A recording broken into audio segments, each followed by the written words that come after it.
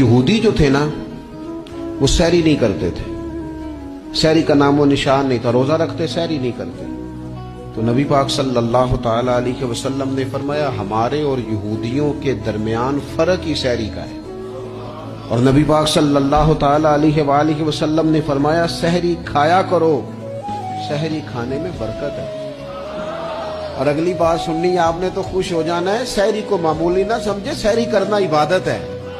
हाँ, आप मत समझे कि मैं रोटी खा रहा हूँ, ये तो मेरे सामने दही रखा हुआ है, ये तो सालन रखा हुआ है, ये तो अचार रखा है, तो चपातियां रखी हैं। सहरी खाना इबादत है। आप सुबह उठे, आपकी तो रूटीन ही और थी, तो 7 बजे खाते थे, 9 बजे खाते थे। ये जो आप सुबह खा रहे हैं उठ के सहरी में, अपनी मर्जी से थोड़ी खा रहे हैं, ये तो किसी के कहने से खा रहे हैं, ये तो किसी के बिठाए बैठे हैं। ये जो सहरी का लंगर है ये रब रसूल की रहमत के साथ अता होता है।